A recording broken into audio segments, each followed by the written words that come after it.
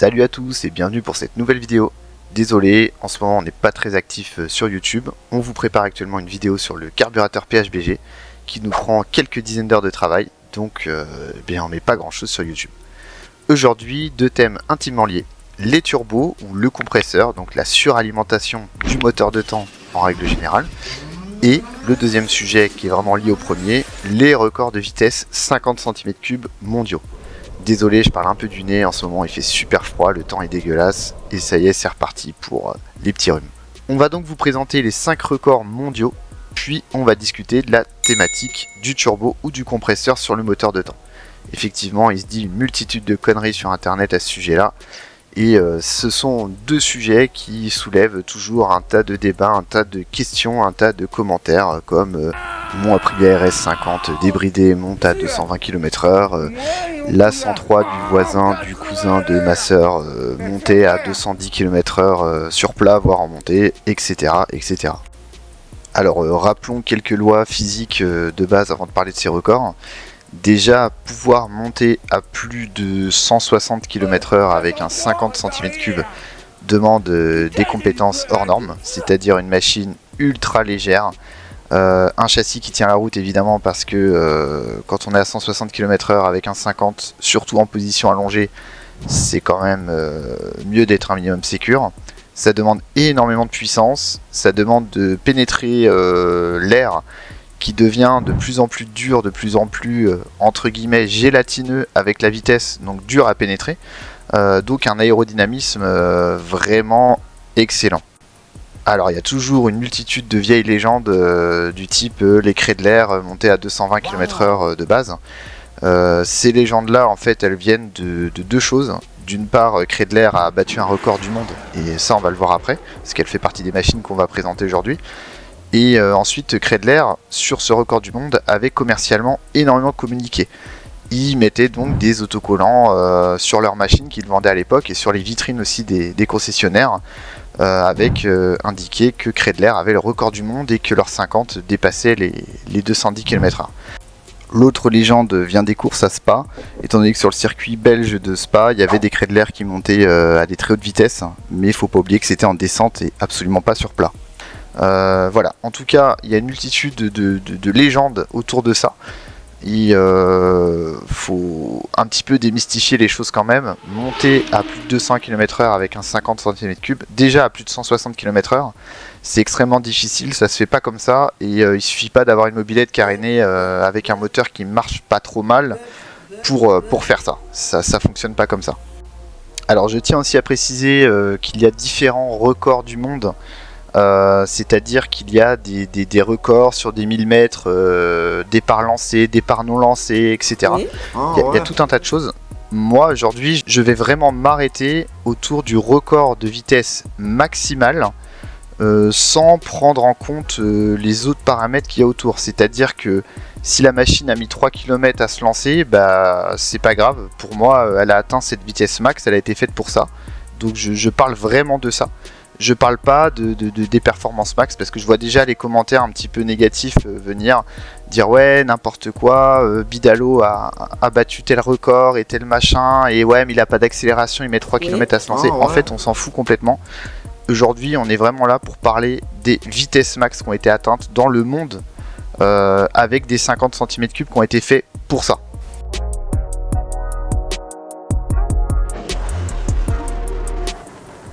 Nous allons donc commencer par la NSU Baum 2. En 1956, aux États-Unis, dans l'Utah, l'équipe de NSU liée à Baum, des Allemands, enregistre un record avec 196 km/h sur le lac salé de Bonneville. La puissance est aux environs de 13,5 chevaux, ce qui est une prouesse pour l'époque, et le poids autour de 127 kg. Elle roule à l'éthanol, l'allumage se fait par batterie, donc il n'y a pas d'allumage qui crée de l'énergie, c'est une batterie qui la crée, et sur le vilebrequin on a un capteur qui vient capter la position moteur. Niveau aérodynamisme, le CX est de 0,11. Alors le pilote était un certain Müller, et il y a eu d'autres Baum de type 2 qui ont été équipés de moteurs captant un compresseur admission rotative. D'ailleurs ce moteur là à l'époque a permis aux ingénieurs de chez Baum et de chez NSU de vraiment se rendre compte à quel point il y avait de la performance à tirer d'un moteur 4 temps compressé, parce qu'ils ont complètement halluciné si on regarde les archives des performances sorties de ces moteurs là. Ils ont mis plusieurs moteurs donc dans ces machines, y compris des moteurs de plus grande cylindrée. Il y a eu un tragique accident d'ailleurs en 1955 quand on regarde les archives, avec le décès d'un pilote sur le Nürburgring pendant des essais de vitesse, avec la perte de contrôle d'une machine. Donc c'était vraiment une machine qui était petite, puisque la hauteur de la Baum 2 était autour de 72 cm.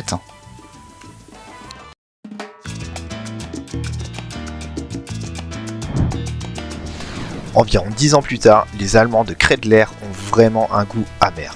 Et ils disent « Nein, on laisse pas passer !» Ils construisent une machine nommée le Meo. Alors Meo, c'était le nom d'un préparateur italien qui vivait à Buenos Aires et qui avait vraiment une grosse expérience dans le domaine du record de vitesse 50, puisque avant les années 1950, il avait eu pas mal de records, si j'ai bien compris. Donc direction Bonneville, en Utah, aux États-Unis, sur le même lac salé que la NSU Baum qu'on a présenté juste avant. Même recette, ils y vont avec un moteur 50 suralimenté par un petit compresseur à courroie situé entre le carburateur et le moteur 50 dedans. On parle de 300 chevaux par litre, donc ce qui fait une puissance annoncée à peu près de 15 chevaux pour 50 cm3. En 1965, sur ce lac salé, ils atteignent la vitesse maximale de 225 km/h. Un record enregistré de 210, puisque la machine atteint un petit peu moins de vitesse à l'aller qu'au retour, ce qui fait une moyenne retenue à 210,63 km/h. Le pire, c'est que la machine atteint cette vitesse en 1 km et 17 secondes, ce qui est vraiment incroyable pour l'époque, une vraie prouesse. Surtout que à ces vitesses-là, pour gratter le record de quelques km/h, il faut beaucoup de puissance en plus. C'est beaucoup plus difficile de gratter 5 km/h à plus de 200 que de les gratter à 50. Ça n'a absolument rien à voir. Quelques détails sur le moteur, le refroidissement est par air, mais ils avaient amélioré les choses avec un bac à glaçons. En gros, ils avaient construit un petit bac autour du cylindre, ils versaient des glaçons dedans, ou de la glace quoi, pour refroidir le moteur. Au final, quand on lit les archives, ils s'en sont pas servis, le moteur refroidissait très bien sans glace. L'admission était à disque rotatif, ce qui est très habituel chez Kreidler. Donc comme on l'a dit avant, gavé par un petit compresseur entraîné par une courroie. L'allumage se fait par batterie, comme sur les NSU d'avant, donc pas de perte de charge au niveau du vilebrequin. Le vilebrequin a juste un petit palpeur pour savoir le mouvement moteur, et c'est la batterie qui génère l'électricité pour alimenter la bougie d'allumage. Transmission par chaîne, boîte 8 rapports, le poids était autour de 75 kg. Alors, je dis 75 kg, mais il y a d'autres archives qui disent 100 kg. Donc c'est un petit peu difficile de savoir le vrai du faux, puisqu'il y a eu plusieurs machines, plusieurs moteurs. À l'époque, c'était peut-être moins documenté qu'aujourd'hui. La longueur était autour de 320 cm, une hauteur de 75 et une largeur de 52 cm. Le record va permettre à la firme Kreidler d'obtenir une publicité absolument énorme, puisque 50 ans plus tard, les gens disent toujours ouais non mais les Kreidler ça prenait plus de 200 km/h. Donc imaginez-vous l'investissement de l'époque, ça leur a fait une publicité absolument énorme, puisque encore aujourd'hui tous les passionnés de deux temps, dans leur tête une Kreidler ça roule à plus de 200 quoi.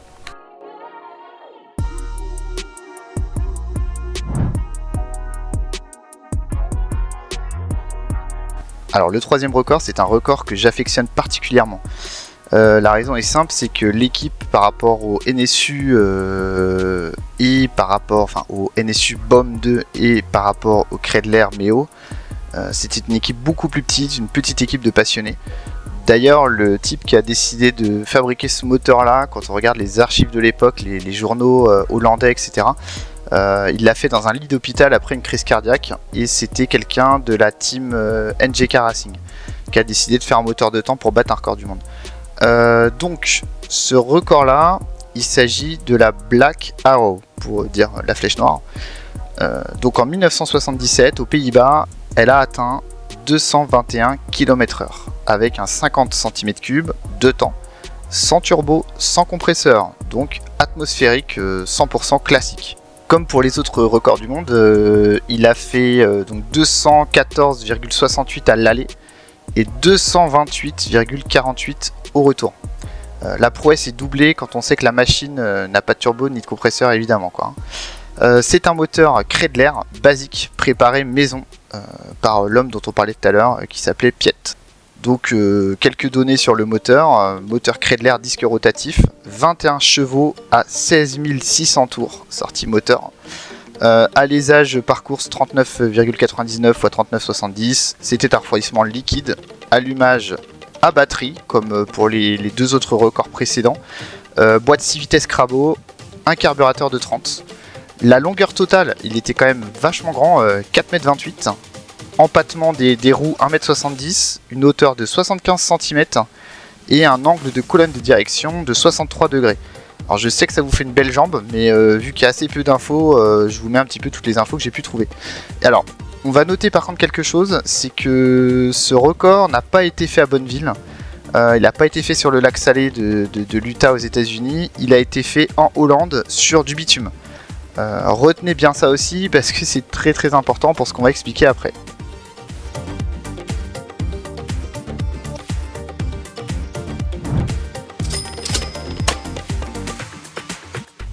Passons maintenant au record numéro 4 du 3 août 1981 avec 224,58 km/h en 50, qui est donc l'avant-dernier record de vitesse maximale mondiale 50 cm3. Ce record est détenu par les Portugais de chez Casal. Pour cet avant-dernier record, il y a un petit peu de déception. La majorité des passionnés ont été un petit peu déçus de ce record. Il y a très peu de photos de la machine, de la technicité, du moteur. En fait, il n'y a même pas de photos du moteur nulle part. La raison elle est très simple. Le moteur est un moteur qui a été fait avec énormément de pièces Kreidler. Donc c'était pas très bon pour la pub de Casal pour le coup. Et en plus, ils ont confié la préparation à Piet Plompen. Si ça vous rappelle quelque chose, je ne sais pas, mais c'est en clair le préparateur de la machine qu'on a présenté juste avant, la Black Arrow. Donc clairement ce que la majorité des gens disent, c'est que la marque Casal portugaise a acheté son record aux Pays-Bas en payant la marque Uvo et en payant Piet Plompen pour qu'il leur fasse une machine.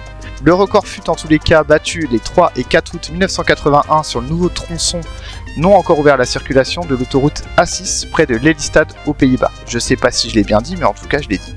Le moteur aurait donc été un moteur 50 cm3, refroidissement liquide, beaucoup de pièces Kreidler, c'est tout ce qu'on sait.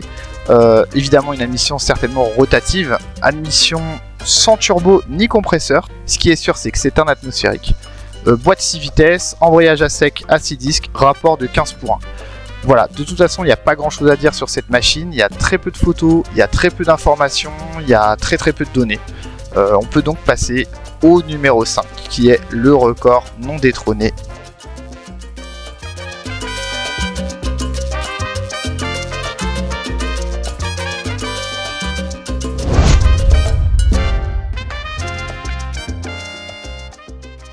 Et maintenant le meilleur pour la fin, le fameux Streamliner Budfab 50 avec le Minarelli M6 Turbo. Alors ce moteur là, enfin en tout cas cette machine là, a fait énormément parler d'elle partout en Europe, sur les forums, tous les passionnés l'ont vu passer.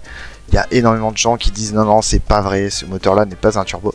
Eh bien je vous confirme que si, ce moteur est un turbo. On a effectivement vu le Budfab Streamliner tourner avec un moteur Atmo et avec un moteur turbo. Visiblement ils ont fait plusieurs essais, ils ont même fait des essais avec du protoxyde d'azote, donc avec un Kipnos à la diesel. Alors le record il a été complètement explosé avec 233,33 km/h de vitesse de pointe. Record enregistré en 2008 à Bonneville. Je crois qu'ils ont mis à peu près 3 miles par contre pour s'élancer. Donc le record, comme d'hab, a été fait sur le lac Salé en Utah, aux États-Unis. Le Budfab a énormément contribué à la réputation des kits Metrakit Pro Race parce qu'à l'époque sur internet, sur la toile, ça commençait à vachement parler. Bon, hélas, Metrakit fera faillite très peu de temps après que le Budfab commence à faire parler de lui. On remarquera un très joli carburateur Mikuni TM à PowerJet. Alors la carrosserie, pour info, pesait à peu près 27 kg.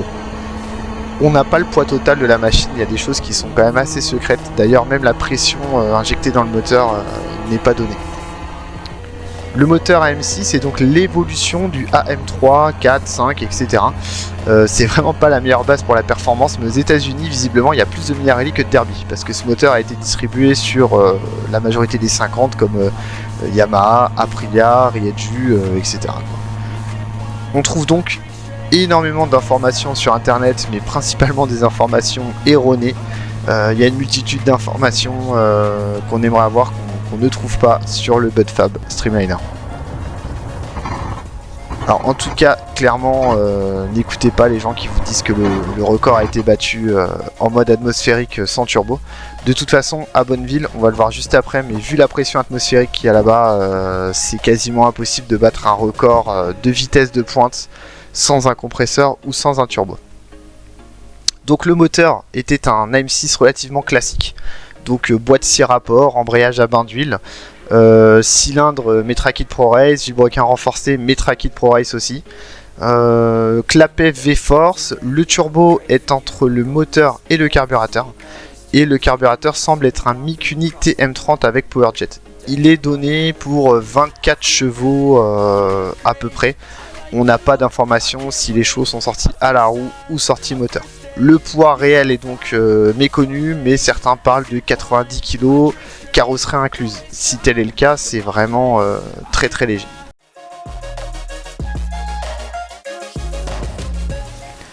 Alors vous aurez certainement remarqué que certains records ont été établis avec des moteurs sans suralimentation, donc sans turbo ni compresseur, alors que d'autres records ont été établis avec des moteurs qui ont une suralimentation, soit un turbo, soit un compresseur.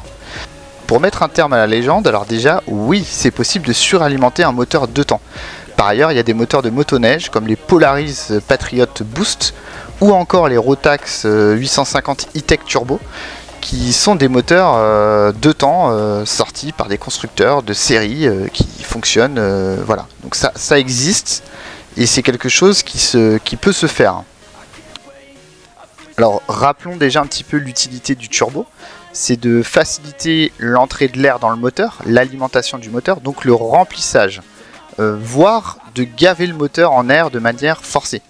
Donc plutôt qu'une dépression à l'entrée du moteur, entre le carburateur et la pipe d'admission, on va se retrouver soit avec une pression neutre, si on envoie un petit peu d'air, ou une pression positive, donc de la vraie pression.